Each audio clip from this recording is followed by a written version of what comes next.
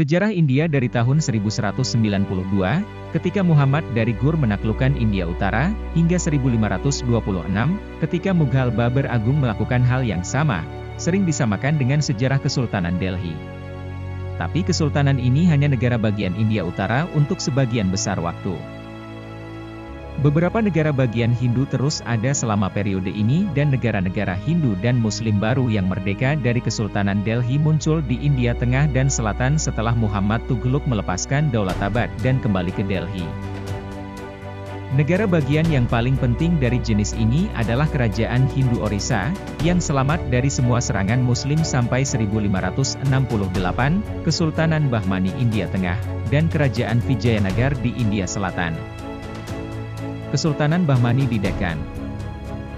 Segera setelah Muhammad Tughlaq meninggalkan Daulatabad, kota itu ditaklukkan Zafar Khan pada tahun 1345.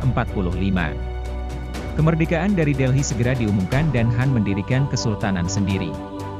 Zafar Khan, seorang Turki atau perwira keturunan Afghanistan yang tidak diketahui, sebelumnya telah berpartisipasi dalam pemberontakan pasukan di Gujarat. Dia mungkin merasa tidak terlalu aman di Daulatabad, jadi dia memindahkan ibu kotanya 2 tahun kemudian ke Gulbarga, Karnataka. Kota ini terletak di cekungan subur yang dikelilingi perbukitan. Benteng perkasa Sultan ada hingga hari ini. Tidak jauh dari tempat ini adalah ibu kota Rashtrakutas, Malhed atau Manyaheta, yang menunjukkan bahwa daerah ini dulunya cocok sebagai wilayah inti dari dunia yang hebat.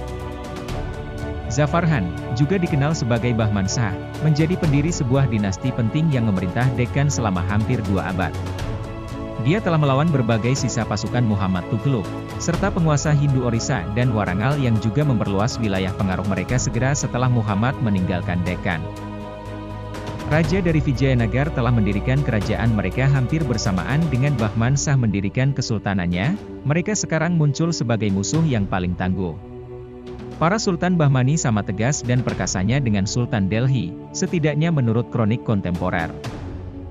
Penerus Bahman Shah, Muhammad Shah, 1358–1373, melakukan kampanyenya yang tak henti-hentinya sampai dia dan musuh-musuhnya mencapai kesepakatan untuk menyelamatkan tawanan perang serta penduduk sipil.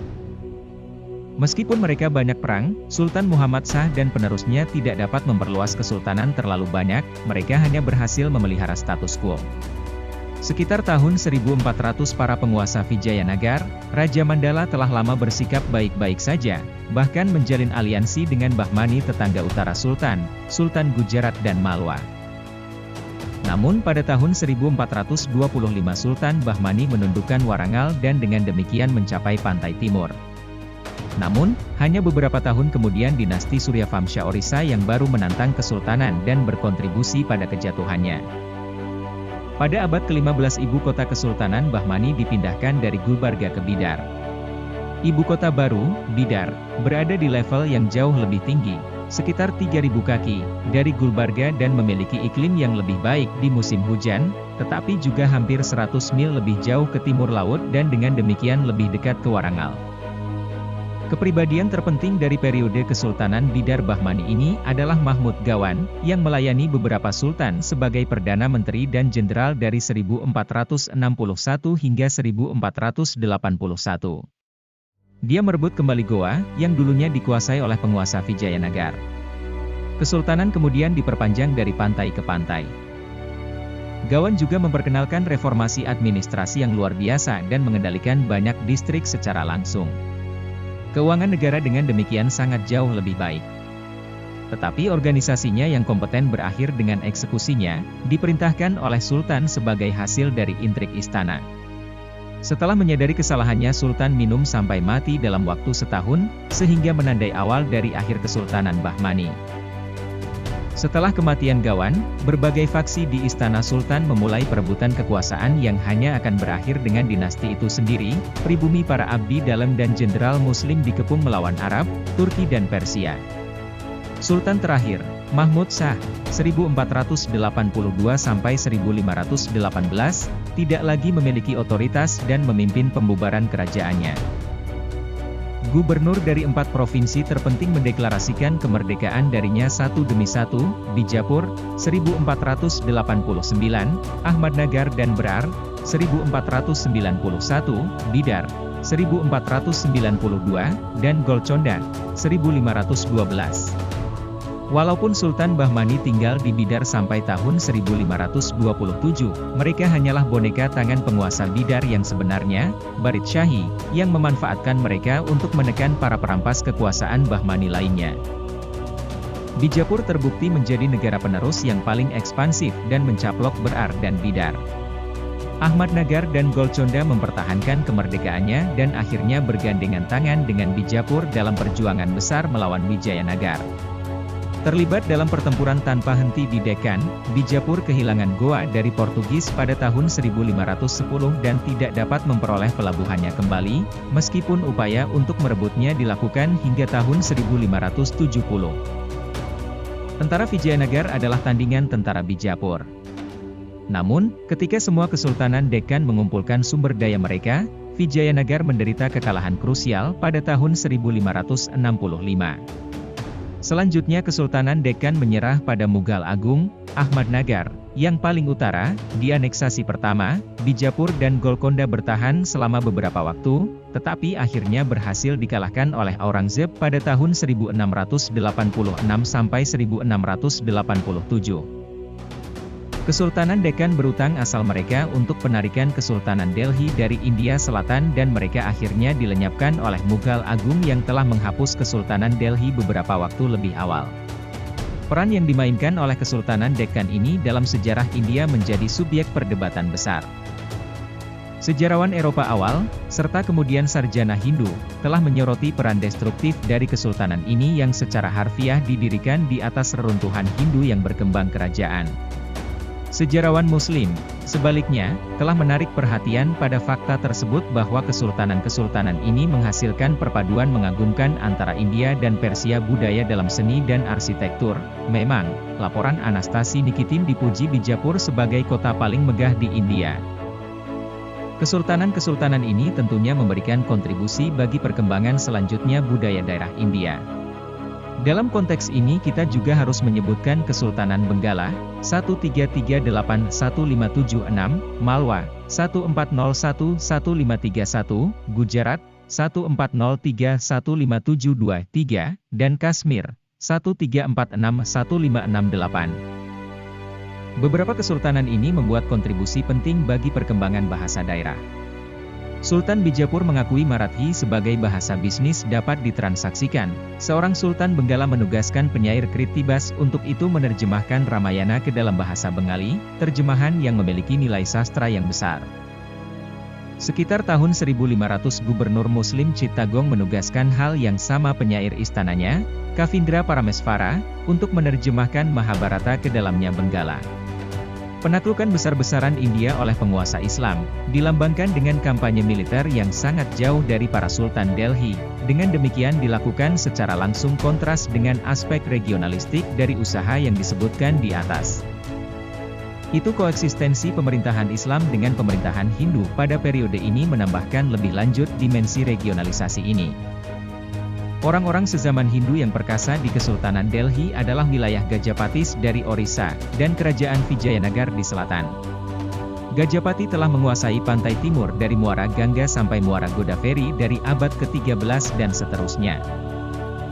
Pada abad ke-15 mereka untuk sementara memperluas kekuasaan mereka ke pantai, hampir mencapai sejauh Tiruchirappalli di selatan Madras. Dari abad 14 sampai dengan abad ke-16, Kerajaan Vijayanagar mencakup hampir semua selatan India ke selatan Sungai Tungabhadra dan Krishna. Keberadaan dua negara Hindu ini menyebabkan pelestarian yang tidak terbantahkan institusi dan adat istiadat Hindu di India Timur dan Selatan cukup masuk berbeda dengan wilayah India Utara dan Barat, yang telah berada di bawah pengaruh Islam pada abad ke-13. Gajapati dari Orissa. Sejarah kerajaan daerah Orissa akhir abad pertengahan dimulai dengan Raja Anantawarman Chodaganga. Dia berasal dari dinasti Gangga Kalinganegara dan di tahun 1112 menaklukkan delta Mahanadi yang subur Orissa Tengah dari Raja Somavamsha.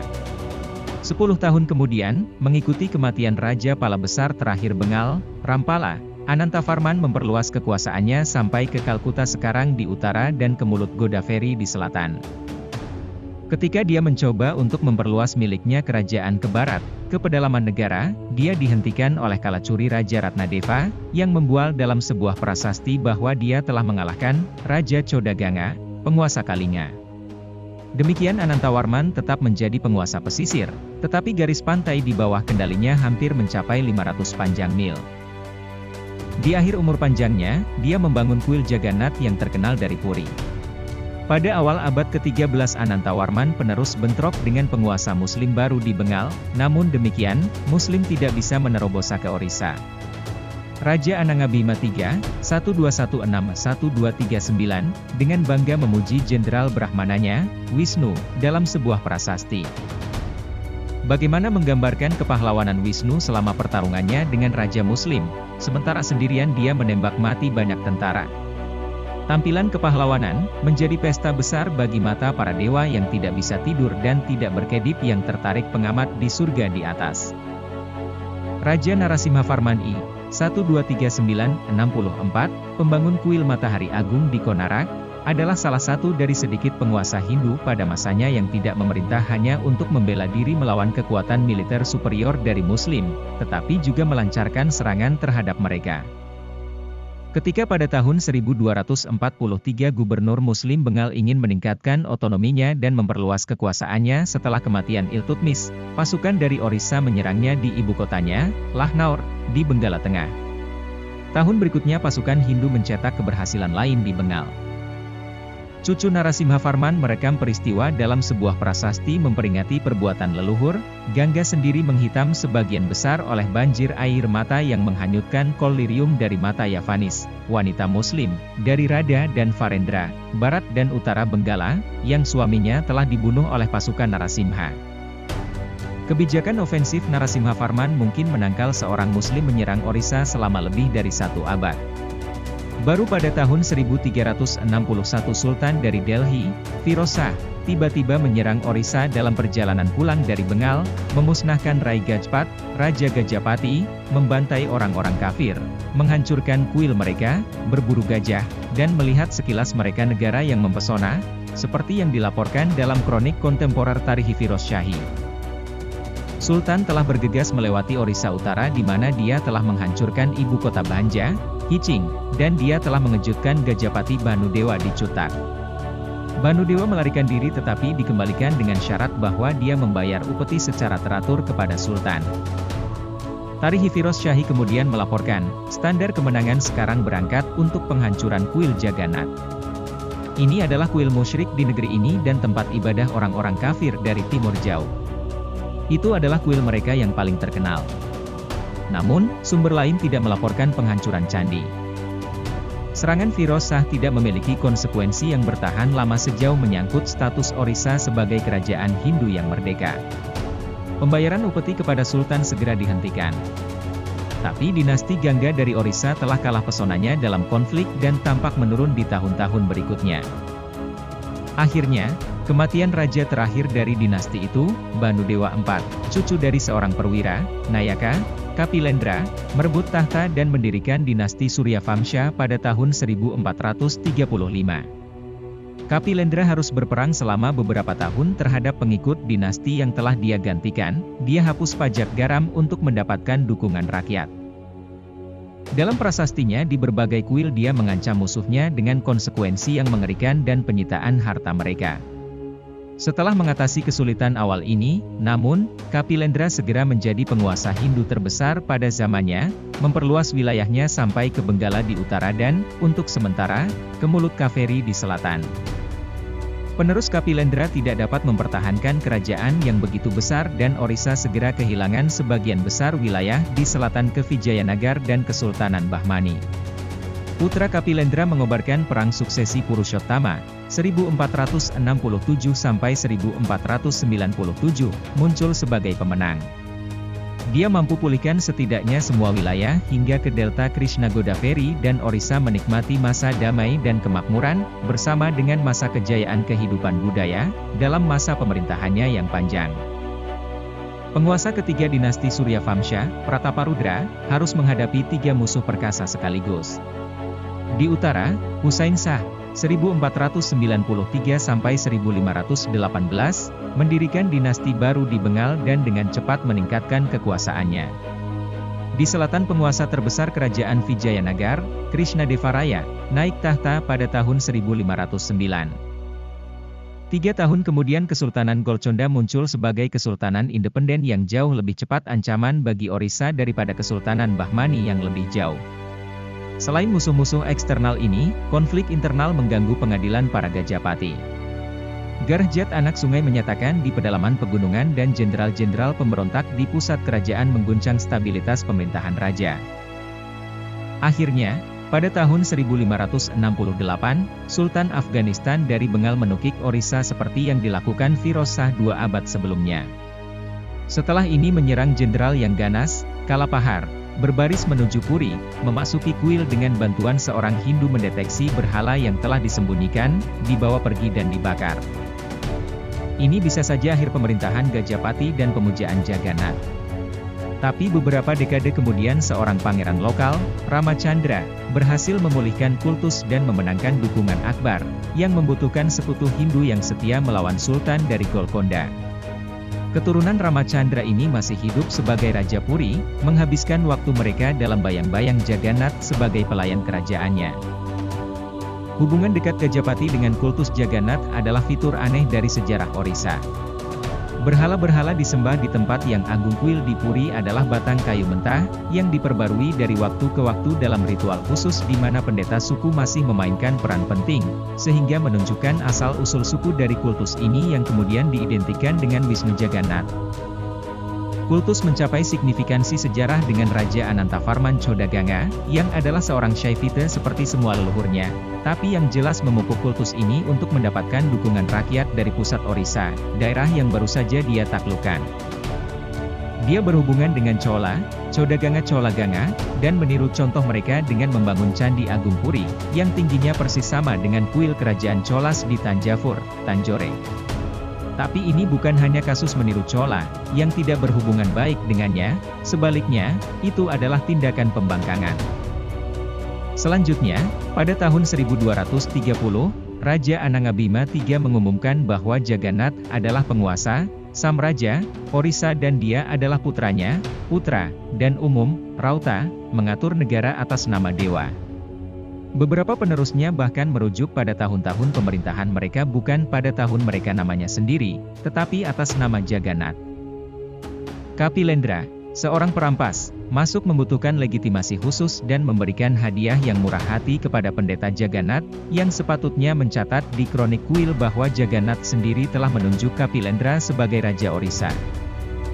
Kapilendra menyebut dirinya sendiri sebagai pelayan pertama Jagannath dan menyamakan perlawanan apapun dengan miliknya perintah kerajaan dengan pengkhianatan, droha, yang dilakukan terhadap Jagannath. Sulit untuk menilai efek sebenarnya dari kebijakan peningkatan ritual ini status raja sebagai wakil Jagannath.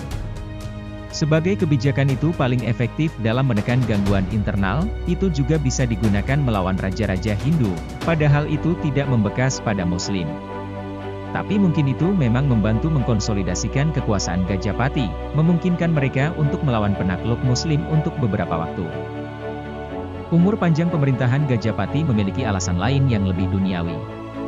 Dalam fase ketiga, evolusi kerajaan daerah, imperial, Gangga dinasti telah berhasil menaklukkan wilayah yang cukup besar dan subur.